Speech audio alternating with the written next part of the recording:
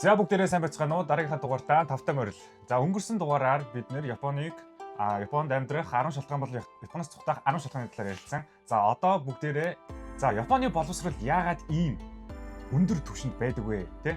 Тэрний талаар бүгдээрээ одоо ярилцгаая. Хороо.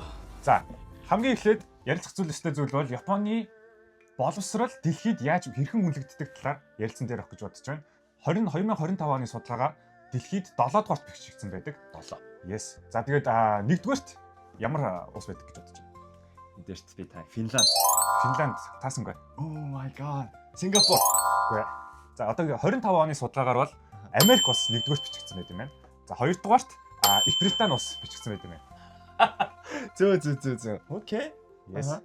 За тэгээд Япон 7-р бичигдэж байгаа чинь дэлхийн топ 10-д орж байна. Их утгатай байх нь шүү дээ. За тэгээд одоо хэрхэн энэ боловсролын системийг ер нь үнэлдэм бэ гэдэг талаар одоо ярилцгаая.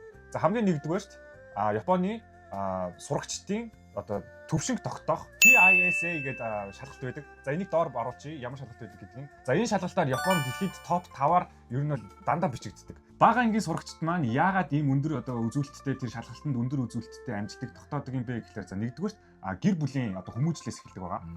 За хоёрдугаарт сахилга бат тэ одоо дүрм журмыг ягчлан сахих ёсон. За соёлын талаар соёл маань Япон орны соёл нь бас энэ дэлхийн маш том чухал нөлөө үзүүлдэг. За дээрэс нь Япон орн одоо боловсролтой маш их хөрөнгө оруулдаг. За тэрний талаар шинжлэх ухааны тал руу гаж ч гэсэн маш их хөрөнгө оруулдаг. За ер нь бол хөрөнгө оруулагч улс орн учраас за боловсролын систем нь маш томор, маш өндөр топ ранкунд дээр тогтож чаддаг байгаа юм аа. За маш мөн дээрээс нь за Монгол орн бол тэ оюун ухааны одоо академич гэх юм уу те тиймэрхүү юм чөлөөтэй сэтгэлгээгээр илүү даваа талт болдог. Харин эсвэргээр Япон орн за нэг юм аа ингээд ясчлан байнгын тогтмол зуршил болгож игээд байх нь илүү ашигт тустай гэж одоо үзэж болно. За мэдээж за бас Япон орн одоо боловсролоо хичнээн анхаарал хандуулдаг. За тэгээд үүнийгээ дагаад ер нь бол аль болох бүх одоо маш олон хүн амтай үүнийгээ дундаж дээр байж авахын үндсэн дээр одоо бүх одоо бүрэнд ирэх тэгш бүх хүмүүст одоо үйлчлэгээр илүү даваа талтай тий. За жишээлбэл одоо Япон орны айлч хотын айлч суманд бүх боловсрол ижил тэгш их одоо хэмжээгээр бүгд яг нэгэн стандартаар заагддгаараа илүү даваа талтай болж байгаа. За тэгээд огийнх яг чимээгүй суугаад наа.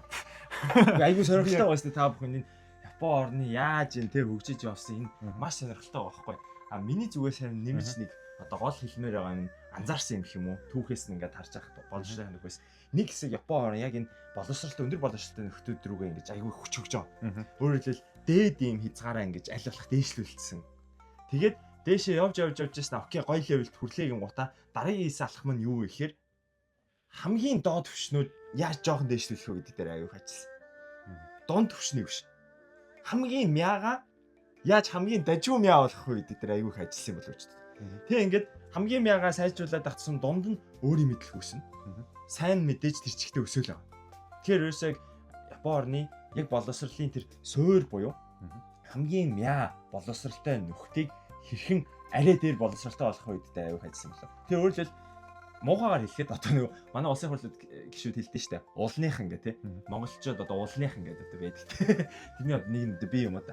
Гэтэл Япон орны одоо тэр уулных гэж одоо хэлхийн цаашаа. Гэтэ тэр доод төвшнийх хүмүүс альч улсын доод төвшний хүмүүст харьцуулахад супер мэдлэг боловсролтой байгаа. Яг мэдээж ялцчихгүй Япон орн угаасаа яг бүх одоо хаач одоо боловсролыг эрх тэгш хүртэж чадаад байгаагаараа одоо мэдээж одоо ранкинг дээшлээс аргагүй төрж байгаа юм л да тий. Тийм болохоор за ер нь бол боловсролын тал дээр бол аль болох эрх тэгш бүгдэнд нь нэгэн жигт ингээд заах нь бол хамгийн чухал point байгаа юм. Yes. За тэгээ түүнээс гадна бас нэг сонирхолтой юм байна.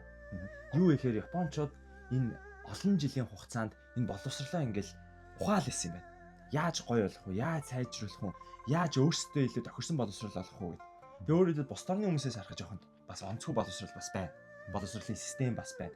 Гэхдээ яг өөрсдийнх нь хүмүүс маш сайн таараа явуулсан. Тэгээд цаг үетэй тохируулаад боловсролын хүмүүс энэ боловсролоо их шүүмжилдэг юм байна. Гэхдээ эн чинь ингэж болохгүй, ингэдэг байсан тэр чинь болохгүй, ингэдэг байсан болно гэх ингэ шүүмжлээд ингээд аль болох өөртөө тохируулаад ингээд сайжруулаад л идэг юм.